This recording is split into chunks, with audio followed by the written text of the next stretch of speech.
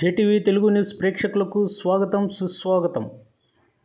మా ఛానల్లో మొట్టమొదటిసారిగా చూస్తున్నట్లయితే సబ్స్క్రైబ్ చేయండి, లైక్ చేయండి, షేర్ చేయండి. మీ ప్రోత్సాహం మాకెంతైనా ఉత్సాహాన్ని ఇస్తుంది. సేకరించిన సమాచారాన్ని మార్పు లేకుండా చూపించడం మా ప్రత్యేకత. ధన్యవాదములు. వివరాల్లోకి వెళ్తే, నెల్లూరు జిల్లా కావలి పట్టణం తహసీల్దార్ కార్యాలయం సమీపంలో ఏర్పాటు చేసిన 100 అడుగుల ఎత్తులో జాతీయ జెండా నిర్మించిన ప్రాంతంలో సెల్ఫీ పాయింట్ను కావలి మాజీ శాసనసభ్యులు రామిరెడ్డి ప్రతాప్ కుమార్ రెడ్డి శనివారం సందర్శించారు.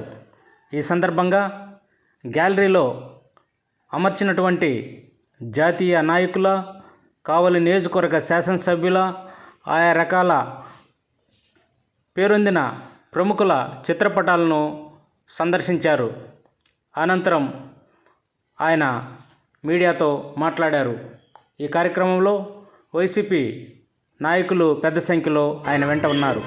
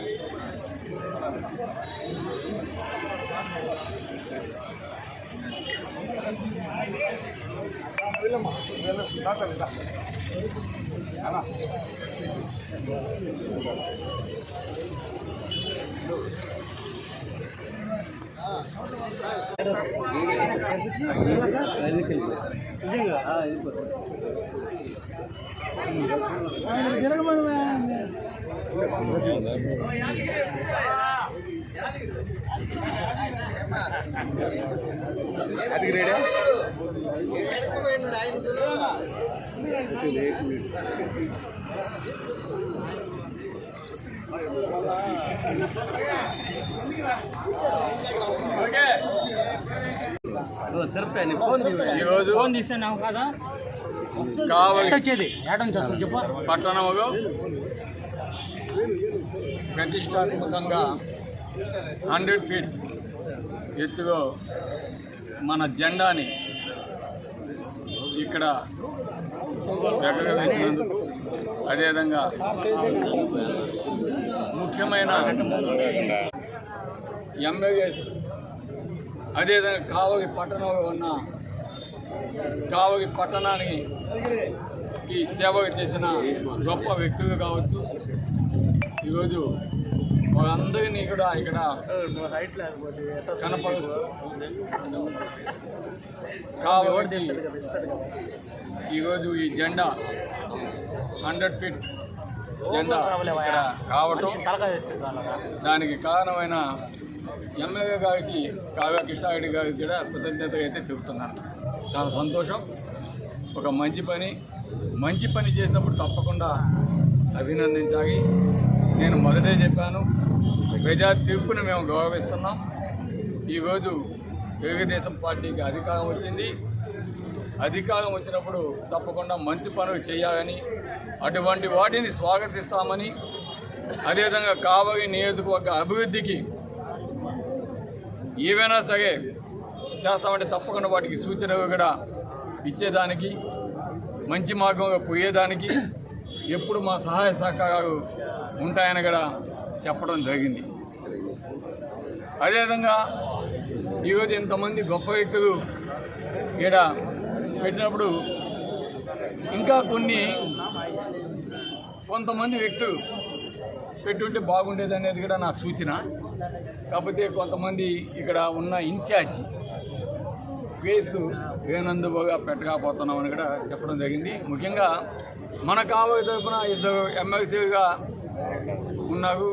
గతంలో వారు కూడా ఎంతో అభివృద్ధి చేసేదానికి ఉపయోగపడ్డారు. వారు ఒకటి ఎమ్మెల్సీ మాధవరావు గారు, అదేవిధంగా మన బేద రవిచంద్ర గారు కూడా ఉన్నారు, వాగే కూడా ఉంటే బాగుండేది. అదేవిధంగా పవన్ కళ్యాణ్ గారి ఫోటో కూడా పెట్టుంటే బాగుండేదేమో, అది వారికే వదిలేస్తున్నాం. ఇంకా పోతే మన కావకి సంబంధించి స్వాతంత్ర సమరయోధులు చాలా మంది గతంలో మన కావలో పుట్టి, కావలి అంటే అప్పుడు మనకి ఉదయగిరి నియోజకవర్గంలో కూడా కొంత భాగం మనకు ఉండేది. దానికి సంబంధించి ముఖ్యంగా పెండెం వెంకటేశ్వర కావచ్చు, ఓగంటి వెంకటేశ్వర కావచ్చు, ఇదంతా కూడా అప్పట్లో మన కావలి తరపున స్వాతంత్ర సమరయోధులుగా పాల్గొని వారు జరిగిపోవడమే కాకుండా వాళ్ళ ఆస్తులు సైతం కూడా కొన్ని మన వారికి దానంగా ఇచ్చిన వారు ఉన్నారు. అదేవిధంగా నాగసూరి వీరరాఘవుడు, ఈయన మన తెలుసు కుమారస్వామి హెడ్ మాస్టర్ విశ్వోదయ, వాళ్ళ నాన్నగారు కూడా స్వాతంత్ర సమరంలో పాల్గొన్న వ్యక్తి. అదేవిధంగా జగదంకి మండలానికి సంబంధించి తిప్పారెడ్డి రామరెడ్డి, తిప్పారెడ్డి రఘుమంతారెడ్డి, వీరు కూడా స్వాతంత్ర సమర తరపున పోరాడి జరిగిపోయిన వ్యక్తులు. వారే కాకుండా గాంధీజీ గారు వచ్చినప్పుడు ఆయన చెబుతున్న దాన్ని అనువాదం చేసిన బెజవాడ సుబ్బమ్మ గారు కూడా గుర్తుపెట్టుకోవాలి. అదేవిధంగా మన కావలి పాత్రలో పుట్టి గైవేట్ కాకినప్పుడు బ్రిటిష్ వాళ్ళని బెదిరించేదానికి కావచ్చు, లేదా మన స్వాతంత్రం కోసం ఆ రోజు బాంబు సైతం పెట్టేదానికి వెనకాడని వ్యక్తి పోర్చుగీసు నాగేశం గారిని కూడా మనం గుర్తుపెట్టుకుంటే బాగుండేదని నా యొక్క మనవి. కాబట్టి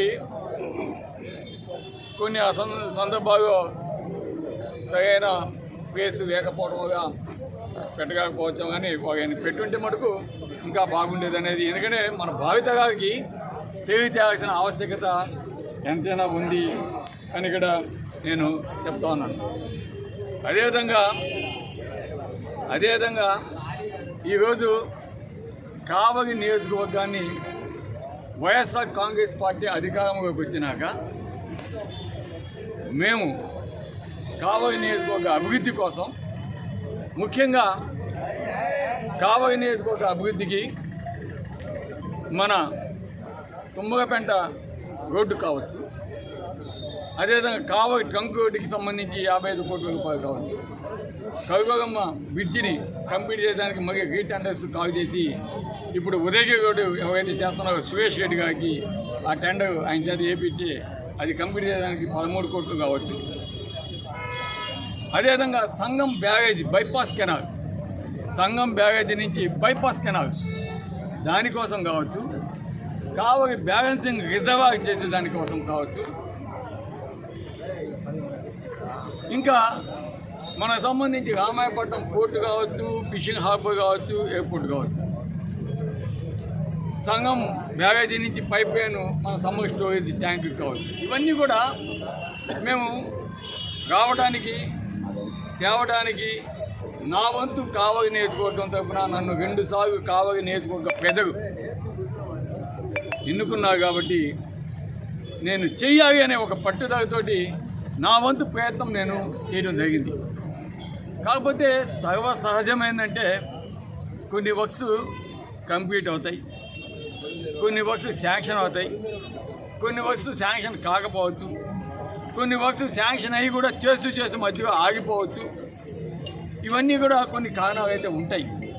కానీ మేము కావలి నియోజకవర్గానికి మంచి చేయాలా, కావలి నియోజకవర్గం అభివృద్ధి పదంలో పోగా అని ఎంతో కృషి చేశాం, మా వంతు ప్రయత్నాలు చేశాం. ఎన్నోసార్లు మంత్రులను తీసుకొచ్చాం, ముఖ్యమంత్రి గారిని కలిసాం. ఈ విధంగా మా వంతు ప్రయత్నం జరిగింది. అదేవిధంగా అందరికీ తెలిసిన విషయం, ముఖ్యమంత్రి గారు మీ అందరికీ తెలుసు, పేద ప్రజలకి మంచి చేయాలా, పేద ప్రజలకి ఏవైతే వాగ్దానాలు చేశామో ప్రతి ఒక్క వాగ్దానాన్ని కూడా మనం ఇవ్వాలని చెప్పి జగన్మోహన్ రెడ్డి గారు ఆనాడు పథకాలు ఏ విధంగా ప్రజలకు ఇచ్చాడో ఇచ్చినవన్నీ చెప్పినవన్నీ కూడా ఆ రోజు చేయడం వల్ల కొంత నిధుల కొరత వల్ల కొన్ని పనులు ఆగిన మాట వాస్తవం. దానికి నేను కూడా బాధపడతా ఉన్నాను. ఎందుకంటే నా హయాంలో ఈ కావలి ట్రంక్ రోడ్డు, తుమ్మగపెంట రోడ్డు, ఇటువంటివన్నీ బ్రిడ్జెస్ ఇవన్నీ కూడా కంప్లీట్ చేస్తుంటే నాకు మంచి పేరు వస్తుంది. కాబట్టి నా వంతు కృషి చేశాం. ఈరోజు మేము ఒకటే కోరుకుంటున్నాం, ఈరోజు తెలుగుదేశంకి అవకాశం వచ్చింది, తెలుగుదేశంకి చేసే అవకాశం వచ్చింది. ఎందుకంటే శాంక్షన్ అయిన ప్రాజెక్ట్స్ ఉన్నాయి, శాంక్షన్ చేయించాల్సిన ప్రాజెక్ట్స్ ఉన్నాయి, అదొకగా స్టార్ట్ చేసి అన్కంప్లీట్గా ఉన్న వర్క్స్ ఉన్నాయి. ఈరోజు ఫిషింగ్ హార్బర్ ఆల్మోస్ట్ కంప్లీట్ అయిపోయి మేము ఆ రోజు రిబ్బన్ వర్చువల్ ఓపెనింగ్కి పెట్టాం నెల్లూరు. కానీ జగన్మోహన్ రెడ్డి గారు ఏం చెప్పారు, నేనే స్వయంగా వచ్చి దాన్ని ఓపెన్ చేస్తానని చెప్పడం ఆ రోజు ఆగిపోయింది. కానీ ఈరోజు అది ఓపెన్ చేసే అవకాశం తెలుగుదేశంకి వచ్చింది. చేస్తే మంచిదే, కాదంటో లేదు, బాగా చేయాలి, మత్స్యకారులకు మంచి చేయాలి. కాబట్టి ఇవన్నీ కూడా చేయాల్సిన బాధ్యత తప్పకుండా అవకాశం, ఒక సదవకాశం ఈరోజు ఇప్పుడు గెలిచిన ఎమ్మెల్యేకి ఉంది. కాకపోతే మేము కోరుకునేది, ఈరోజు కావలి ట్రంక్ రోడ్డు ఒకటి ఎగ్జాంపుల్ ఎత్తుకుంటే బృందావన కాలనీ నుంచి ముసునూరు బైపాస్ దాకా ఆ రోడ్డుకి సంబంధించి నా హయాంలో రెండు వైపుగా కూడా కాంపౌండ్ కాడి నుంచి ఫుట్పాత్ 10 అడుగుల ఫుట్పాత్, డ్రైనేజు, పైప్ లైన్ పోయేదానికి సపరేట్ డ్రైను, ఆ విధంగా వేయటమే కాకుండా ఇన్ బిట్వీన్ బోత్ ఫుట్పాత్స్ ఎక్కడ కూడా ఎలక్ట్రికల్ పోల్స్ లేకుండా వాటిని అవుట్ సైడ్ వేయించి ఫ్యూచర్గా ఎవరికి ఇబ్బంది కాకుండా, ఈవెన్ ట్రాన్స్ఫార్మర్స్ రోడ్డు మీద కాకుండా దానికోసం ప్రత్యేకంగా టీమ్స్ని బెంగళూరు తీసుకెళ్ళి ఆ డిజైన్స్ అంతా చూపించి ఆ విధంగా చేయించడం జరిగింది. బాధాకరమైన విషయం ఎక్కడ వస్తుందంటే, ఈరోజు ఉదయగిరి రోడ్డు వేస్తున్న సురేష్ రెడ్డి గారు కాంట్రాక్టర్ ఎవరైతే ఉన్నారో దుత్తగోగు నుంచి మద్దూపాటు దాకా ఆ రోడ్డు శాంక్షన్ అయింది. నేను ఆ రోడ్డు వేసేటప్పుడు సురేష్ రెడ్డి గారితో కూడా నేను మాట్లాడాను.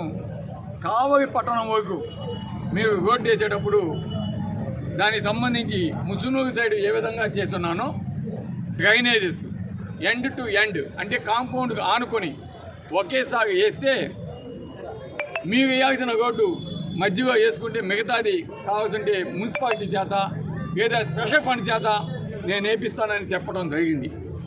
కానీ ఈరోజు మేము ఒకటే తెలియజేస్తున్నాం ఎమ్మెల్యే గారికి కూడా, ఎందుకు దాని మీద శ్రద్ధ పెట్టడం లేదు, ఎందుకు ఆ రోడ్డు వాళ్ళు కాంపౌండ్ నుంచి 20 అడుగులు ముందు డ్రైనేజ్ చేస్తూ ఉంటే ఎందుకు దాన్ని ఆపేసి ఆ విధంగా వెనక్కి తోసి చేస్తే బాగుంటుంది. ఫ్యూచర్లో మన కావలి పట్టణం గడ్డి మనం చూస్తున్నాం. ఈరోజు కూరగాయ మార్కెట్ కాడ నడిచేదానికి పరిస్థితి లేదు, వెహికల్స్ పోతుంటే యాక్సిడెంట్స్ వస్తూ ఉంటాయి, ప్రజలంతా ఇబ్బంది పడుతూ ఉన్నారు. అటువంటిది కావాలని ఒక 50 సంవత్సరాల ముందు చూపుతోటి ఆ డ్రైనేజీని ఇప్పుడే వెనక్కి వేయించి చేస్తే బాగుంటుంది. దాని మీద ఎందుకు అలసత్వం వహిస్తున్నారని నేను ఈరోజు ఎమ్మెల్యే గారిని నేను అడుగుతాను. ఇప్పటికన్నా మించిపోయింది కాదు, ఇప్పుడే స్టార్ట్ చేస్తున్నారు. వాటిని దాన్ని తక్షణమే కాంట్రాక్టర్ని పిలిచి మున్సిపాలిటీ అధికారులతో మాట్లాడి ఆ డ్రైన్స్ని కాంపౌండ్లోకి ఆనించి ఫుట్పాత్ 10 అడుగులు పెట్టి పక్క ఏ విధంగా డిజైన్ చేస్తున్నామో అదే విధంగా చేసి ఆ రోడ్డుని మనం 6 లైన్స్గా మద్దూపాడు దాకా చేస్తే బాగుంటుంది. దాని మీద ప్రత్యేక శ్రద్ధ పెట్టండి అని నేను ఈరోజు ఎమ్మెల్యే గారిని సూచిస్తున్నాను, అడుగుతున్నాను. కాబట్టి దాని మీద ప్రత్యేక శ్రద్ధ పెట్టినందువల్ల కావలి పట్టణం బాగుపడుతుంది, ఎంతోమందికి ఫ్యూచర్లో అభివృద్ధికి బాగుంటుంది కూడా తెలియజేస్తున్నాం.